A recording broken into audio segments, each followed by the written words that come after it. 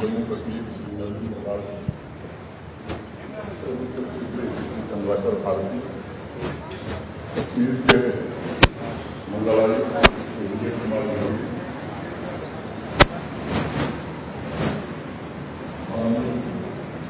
यहाँ के DIG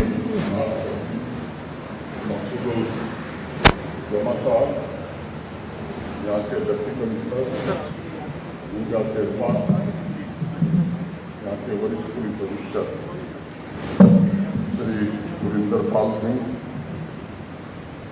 जम्मू कश्मीर प्रशासन के हमारे सभी सहयोगी, save youth save future foundation के युवा पदाधिकारी वजाहत भट्ट, मुदस्सिर, अनिका नजीर तथा सभी पदाधिकारी इस सभागार में उपस्थित आतंकवाद, पाकिस्तान समर्थित आतंकवादियों के शिकाराम कश्मीरी नागरिक, देवियों, सज्जनों तथा मित्रों, सबसे पहले मैं पाकिस्तान समर्थित आतंकवादियों आम कश्मीरी नागरिकों को खिराजे अकीदत पेश करता हूँ। 1990 से लेकर हाल के वर्षों तक हजारों आम कश्मीरी नागरिकों को पाकिस्तान के इशारे पर आतंकियों के द्वारा बेदखली से मारा गया। उनकी मौत सिर्फ एक घटना बनकर रह गई थी। इन्हीं परिस्थितियों में इन्हें जानबूझकर दबाने की कोशिश की गई। उनकी मौत पर घर वालों के आंसू पोंछने की जरूरत नहीं आ गई। पाकिस्तान के खिलाफ मुंह खोलने की बात को दूर, उनके आंसू पोंछने का भी सवाल नहीं उठा। किसी ने पाकिस्तान समर्थित आतंकवादियों को उनकी मंजिल तक पहुंचाने में ऐसे निर्दोष लोगों, हजारों बुजुर्ग माँ बाप, हिंदू भाई बहन को इंसाफ नहीं मिल सका। आम कश्मीरियों की बर्बर हत्या का जिम्मेदार कौन है, मुझे बताने की आवश्यकता नहीं, आप सब जानते हैं। ये सच है कि कुछ लोगों को मुआवजा भी मिला, कुछ मामले में FIR भी हुई, कुछ को सरकारी नौकरी भी मिली। मुझे अफसोस है कि 4 वर्षों तक मुझे भी इस बात का अंदाजा नहीं लगा। आज से 7-8 महीना पहले राजभवन में मैं ऐसे परिवारों से मिला था। सेव फाउंडेशन के साथियों ने 150 परिवारों को मेरे पास लाया था। जब मैं उनसे बातचीत कर रहा था तो मुझे जो बात समझ में आई, मुझे लगा कि परिवार के एक व्यक्ति की आतंकवादियों ने हत्या कर दी। उसके 3 बच्चे थे, एक को सरकारी नौकरी मिल गई, उसकी शादी हो गई, वो अपने बीवी बच्चों में व्यस्त हो गया। बाकी जो 2 बच्चे थे उनकी हालत थी। उसी तरह मैं सोच रहा था कैसे इन लोगों की मदद की जाए। बातचीत करके कुछ रास्ता बनाने की कोशिश हो रही थी। 29 जून को मैं पहलगांव जा रहा था। अमरनाथ जी की यात्रा प्रारंभ होने वाली थी। वहां तैयारियों की और सुरक्षा के प्रमुख अधिकारियों के साथ कभी सिर्फ यूथ और सिर्फ फ्यूचर फाउंडेशन के साथियों ने मुझे कहा कि आप जाते समय अगर अनंतनाग रुके तो दक्षिण कश्मीर के कुछ परिवारों से आपको मिलने का अवसर मिलेगा। पहलगांव पहुंचने के पहले मैं अनंतनाग में दक्षिण कश्मीर के ऐसे अनेक परिवारों से मैं मिला, उनको सुना। एक लड़की, उसने बताया कि मेरे पिता SPO थे, बर्बर ढंग से उनकी हत्या कर दी गई। मेरी मां ने भीख मांग करके मुझे पढ़ाया, मेरी छोटी बहन को पढ़ाया, और जिन लोगों ने हत्या की वो सरकारी नौकरी पा गए और हम लोग इस दुर्दशा में रहे, ये बयान करना मुश्किल है। मेरे साथ मंच पर कई प्रशासनिक अधिकारी भी थे। उस दिन मुझे तस्वीर का दूसरा पक्ष दिखाई पड़ा।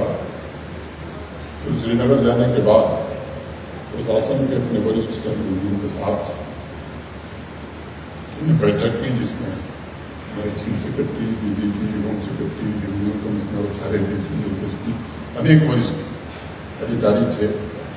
और उस बैठक में हमने ये विचार रखा तो मोटे तौर पर 3-4 फैसले लिए गए। ये इनका वाजिब हक है, जो कानून है उसके अंतर्गत इनको नौकरी मिलनी चाहिए।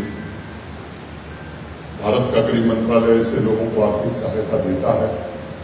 तो उसी दिन हर जिले में हेल्पलाइन बनाई गई और लोगों से कहा गया कि ऐसे परिवार उनको कोई सहायता नहीं मिली, बावजूद इसके कि उन्होंने अपने परिजन को आतंकवादी हिंसा में, वो ऐसे हेल्पलाइन पर अपना रजिस्ट्रेशन कराएं। जिलेवार डीसी और एसपी उनकी प्रार्थना पत्र लेंगे और कार्रवाई आगे बढ़ाएंगे। मैंने कहा था कि 30 दिन के अंदर ये काम हम लोग करना चाहेंगे और मुझे खुशी है कि आज ठीक 14वें दिन काफी लोगों को नियुक्ति पत्र देने में प्रशासन के वरिष्ठ हमारे सहयोगियों ने सफलता पाई है। संख्या ज्यादा है, प्रक्रिया में समय लगता है, कोई इसमें भी गलती हो जाए हम नहीं चाहते, इसलिए कि प्रार्थना पत्र कोई एप्लीकेशन को बड़े ध्यान से उसकी स्क्रूटनी की जा रही है। दूसरा फैसला हुआ कि जिनको आर्थिक सहायता नहीं मिली उन्हें भी आर्थिक सहायता जो सरकारी तौर पर एमएसए के द्वारा मिलता है वो उपलब्ध कराई जाएगी। वो काम भी नोडल अधिकारी हमारे होम सेक्रेटरी हैं, इस काम को करेंगे। एक तीसरी बात तय की गई कि ऐसे परिवार जिनमें एक को तो नौकरी मिल गई लेकिन परिवार बड़ा है, बाकी लोग परेशानी में हैं, तो उनके सेल्फ एम्प्लॉयमेंट के लिए हम सब जानते हैं प्रधानमंत्री मुद्रा योजना में पहले 10 लाख रुपए तक का ऋण बिना किसी गारंटी, बिना किसी को मिलता था, जिसे माननीय प्रधानमंत्री जी ने अब 20 लाख कर दिया। बैंक के साथ मीटिंग करके हमारे अधिकारियों ने तय किया कैसे लोगों को सेल्फ एम्प्लॉयमेंट के लिए केवल आर्थिक सहायता नहीं अपितु उनकी हैंड होल्डिंग भी की जाएगी ताकि वो एक एंटरप्रेन्योर बन सके। चौथा फैसला हुआ कि जिन मामलों में एफआईआर नहीं हुई उन मामलों में एफआईआर दर्ज की जाएगी और कार्रवाई की जाएगी। 5वां फैसला ये तय हुआ कि ऐसे लोगों की प्रॉपर्टी भी आतंकवादियों ने कब्जा कर ली, उस प्रॉपर्टी को भी मुक्त करा करके जिनकी प्रॉपर्टी उन्हें दिया जाएगा। ये 5 फैसले हुए और मैं आभारी हूं प्रशासन के अपने सभी वरिष्ठ सहयोगियों का, जिन्होंने शिद्दत के साथ 14 दिनों में ऐसे स्थान पर इसको ले आया है जिससे मुझे उम्मीद बंधी है कि अब शायद कोई भी जम्मू कश्मीर में जो आतंकवादी हिंसा का शिकार हुआ उसके साथ न्याय जल्द हो जाएगा। इसकी कोशिश प्रारंभ हो गई। दशकों से ऐसे आतंकवाद शिकार के ज्यादातर परिजनों को लंबे समय तक इंतजार करना पड़ा। मैं इसके लिए क्षमा चाहता हूं। 3 दशक तक उनकी जिंदगी सियाहपोश थी, तनहा अपने दर्द को जीने के लिए मजबूर थे। मैंने टेरर विक्टिम्स का ग्रीवांस रजिस्टर बन गया है, हेल्पलाइन स्थापित हो गई है। अभी जो विवरण मेरे पास आया है 90 के दशक की भी अनेक शिकायतें मिली। चंद दिनों के भीतर कश्मीर घाटी से 193 ग्रीवांस रजिस्टर हुई है। जम्मू संभाग से 61। अनेक केसेस में टेरर विक्टिम फैमिलीज का कहना है कि साहब एफआईआर तक दर्ज नहीं हुई। अनेक ऐसे मामले हैं जिनमें लोगों ने कहा कि साहब हमें मुआवजा नहीं मिला। कई ने कहा कि साहब हमारी जमीन और प्रॉपर्टी कब्जा कर ली गई थी। कुछ लोगों को घर आतंकवादियों ने गिरा दिए, उन्हें कोई मुआवजा भी नहीं मिला। इसके अलावा 90 के दशक के अनेक ऐसे मामले हैं जिनमें निर्मम हत्या नरसंहार हुआ लेकिन इन्वेस्टिगेशन नहीं हो सका, जानबूझकर के उनको छोड़ दिया गया। ऐसे भी 43 मामले पुलिस ने विशेष रूप से जांच की प्रक्रिया को प्रारंभ किया है। मैं समझता हूं कि जल्द ही उसमें भी प्रभावी कार्रवाई हो सकेगी। वो मामले ऐसे हैं, पुलिस ने हाई लेवल कमेटी बनाई है, closed as on test, ended in acquittal, closed as a wet charge sheet, not admitted। ऐसे 43 मामले हैं जिनका रिव्यू हो रहा है।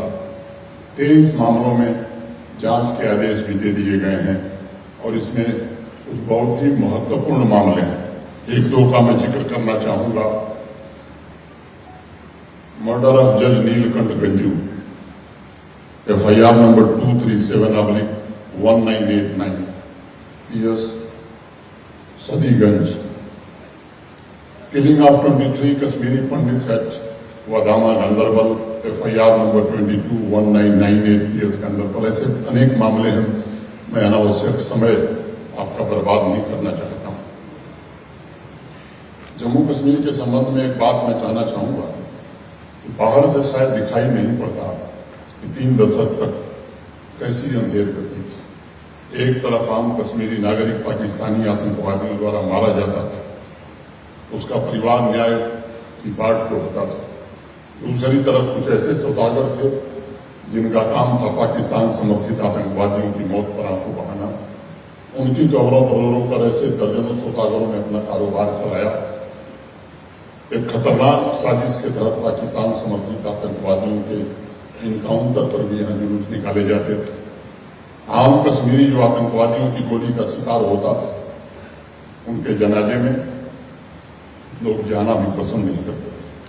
अनेक कॉन्फ्लिक्ट इंटरप्रेन्योर्स यहाँ थे जिन्हें मैं दहशतगर्दी का सौदागर कहना चाहूंगा, वो तो कभी शामिल होते ही नहीं थे। इसी बारामूला के फतेहगढ़ गांव में 9 जून 1992 के दिन वली मोहम्मद लोन साहब के बेटे वसीम लोन को हिजबुल मुजाहिदीन के आतंकवादियों ने गोली मारी। वो नौजवान अल्लाह की इबादत कर पास की मस्जिद से लौट रहा था। आतंकवादियों ने घर वालों को चेतावनी देते हुए कहा था, 2 कब्र और खोद कर रखना, हम जल्द वापस लौटेंगे।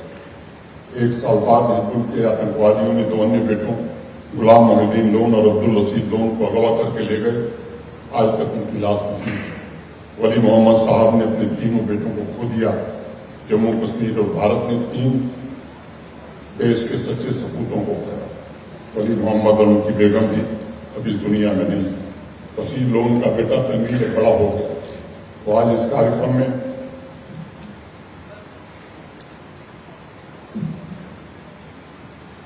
अपनी मां के साथ मौजूद है।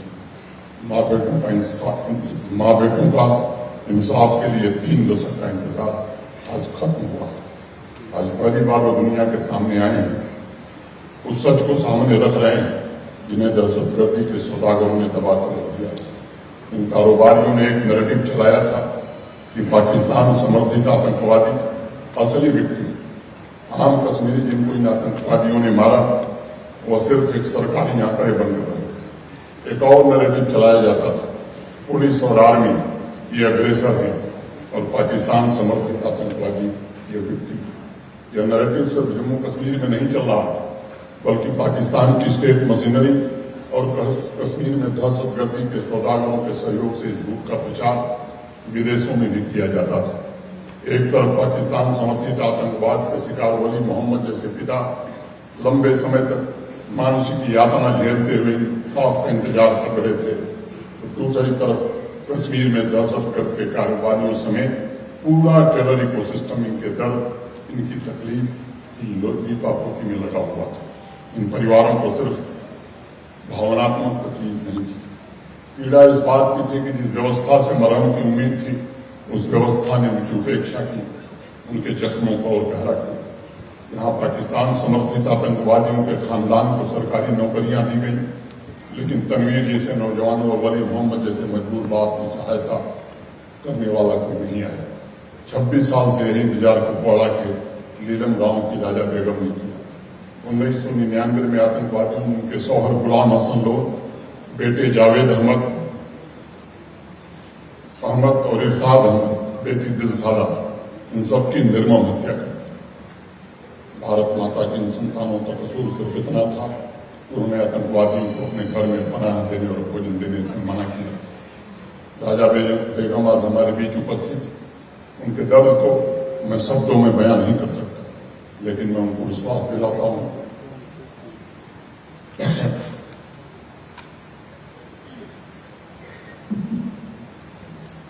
इंसाफ उन्हें जरूर मिलेगा। 26 साल का लंबा इंतजार उन्होंने किया है, अब उन्हें दुख नहीं सहना। राजा बेगम और ऐसे सभी परिवारों के साथ मैं नहीं, पूरा प्रशासन खड़ा है जम्मू कश्मीर का। उन्हें इंसाफ दिलाने के लिए पूरा प्रशासन प्रतिबद्ध है। पाकिस्तान समर्थित आतंकवाद के शिकार ऐसे सभी परिवारों को चिन्हित करने की प्रक्रिया तेज गति से चल रही है। सभी जिलों के डिप्टी कमिश्नर के ऑफिस में संबंधित परिजनों का पंजीकरण कराया जा रहा है। नौकरी तथा स्वयं बिजनेस शुरू करने के लिए उचित सहायता का, जैसा मैंने जिक्र किया, जरूर दिया जाएगा। ऐसे पुराने केसेस जिसमें न्याय नहीं हुआ है उसमें दोबारा इन्वेस्टिगेशन तेज गति से होगा। मैं आपको विश्वास दिलाता हूं कि वह दिन समाप्त हो गया जब दुर्दांत आतंकी के परिवार वालों को नौकरी मिलती थी। आम कश्मीरियों के हत्यारों को सरकारी नौकरी मिलती थी। अब उन्हें चिन्हित करके सरकारी नौकरी से निकालने का काम भी प्रारंभ हो गया। अब जो आतंकवाद के जेन्युइन विक्टिम्स हैं उन्हें पूरी तरह से रिहेबिलिटेट करने का काम जम्मू कश्मीर प्रशासन करेगा। इस अभियान की शुरुआत आज आप सबकी उपस्थिति में हुई है। जम्मू कश्मीर के इतिहास में 29 जून को मैं ऐतिहासिक तारीख मानता हूं। जैसा मैंने बताया, अनंतनाग में टेरर विक्टिम फैमिली से उसी दिन मैं मिला था और उनकी आवाज खोल करके पूरी दुनिया के सामने आई थी।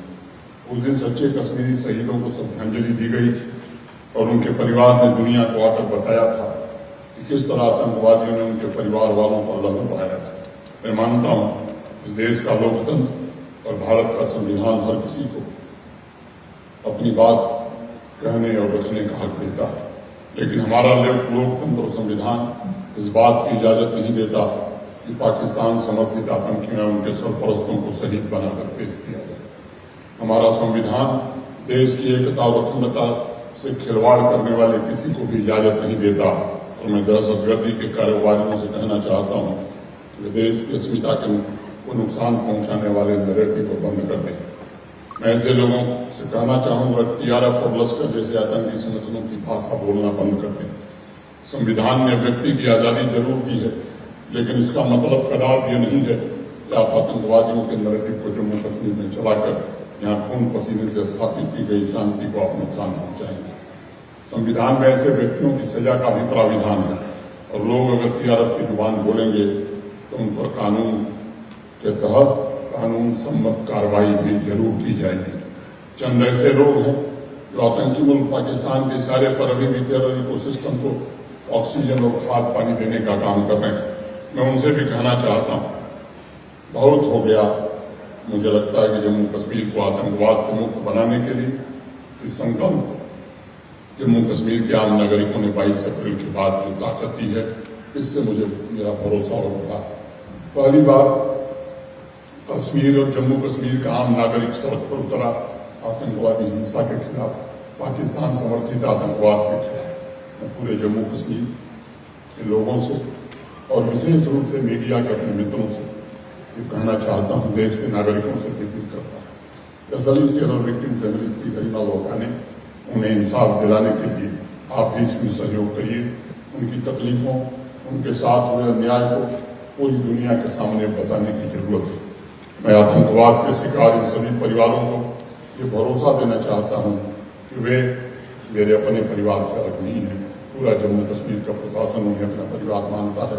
मैं आप सभी के परिवार का सदस्य हूं, आप मेरे परिवार के अजीज मेंबर हैं। आप सबसे आग्रह है कि अपने अपने जिलों के डिप्टी कमिश्नर साहब को सरकारी नौकरी, बिजनेस या हर प्रकार से कैसे आपको रिहेबिलिटेट किया जाए, आपको जस्टिस कैसे मिले, ये जल्दी से जल्दी प्रार्थना पत्र देने का काम आप पूरा करिए। आप एक नया जीवन शुरू कर सकें, इसकी हर कोशिश की जाएगी। आपकी आंखों से आंसू पोंछकर उसमें नए सपने भरने के लिए जम्मू कश्मीर का प्रशासन पूरी तरह संकल्पबद्ध है। जिन्हें आज नौकरी मिली है, उनके नए जीवन की शुरुआत के लिए मैं बहुत बहुत बधाई देना चाहता हूँ। यह सिलसिला चलता रहेगा। आने वाले दिनों में जितने भी मैंने एलिजिबल निकटतम संबंधियों को नौकरी दी जाएगी जो इस दुनिया में नहीं है, उनके साथ भी न्याय हो, इसका भी प्रबंध किया जाएगा। मैं सभी परिवारों के फिर से अपनी कृतज्ञता ज्ञापित करता हूं और मीडिया के मित्रों का भी मैं आभारी हूं और सभी सज्जनों को कृतज्ञता ज्ञापित करते हुए 2 पंक्तियां करके मैं बात खत्म करूंगा। कुछ लोग तुम्हें समझाएंगे, वो तुमको खौफ दिलाएंगे। कुछ लोग तुम्हें समझाएंगे, वो तुमको खौफ दिलाएंगे। जो है वो भी हो सकता है, इस राह में रहजन है। कुछ और यहाँ हो सकता है। और कुछ और तो अक्सर होता है, पर तुम जिस लम्हे में जिंदा हो वो लम्हा तुमसे जिंदा है। ये वक्त नहीं फिर आएगा, तुम अपनी करनी कर गुजरो, जो होगा देखा जाएगा, जो होगा देखा जाएगा। बहुत बहुत धन्यवाद। नमस्कार। जय हिंद, जय भारत। बहुत बहुत शुक्रिया हमारे मेहमान खसूसी ऑनरेबल